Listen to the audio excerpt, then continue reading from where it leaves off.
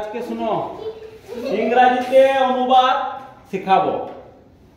এখানে আছে দেখো, আমার একটি ব্যাগ আছে। 2 নম্বর আছে আমি হয় বন্দনা, একটা মেয়ের নাম বন্দনা, বন্দনা সরেন হাঁসদা, বন্দনা হাঁসদা, সে একটা মোটা ছেলে।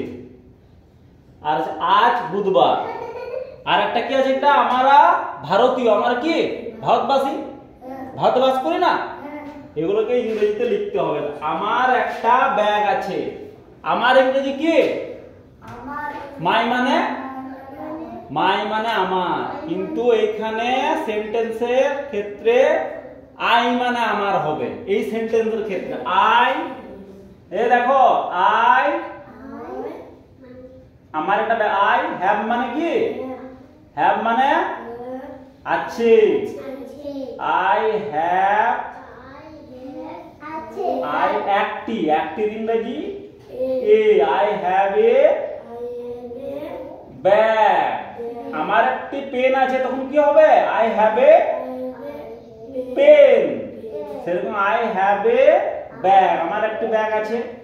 আমি হয় বন্দনা, আমি ইংরেজি কি আই, আই মানে আমি, আই, আয়ের পরে এম হয়, এম মানে হয়, আই এম বন্দনা, বিএন মন দিয়ে এনে, বন্দনা সরেন তো না হাঁসদা, হ্যাঁ তাহলে আই এম বন্দনা। সে মানে কি ইংরেজি বললাম, হি মানে সে, হি বা সি মানে সে একটা মোটা ছেলে। ছেলের ক্ষেত্রে কি হবে, হি হবে, বললাম না, হ্যাঁ হি, তাহলে হি। আর মেয়ের ক্ষেত্রে সি হবে, he is a fat, fat boy, ছেলে মানে বয়। আর আজ কি বার, আজ বুধবার, হ্যাঁ টুডে, টুডে কে ইংরেজি বলে আজ, T O D A Y, today is Wednesday, W E D N E S D A Y.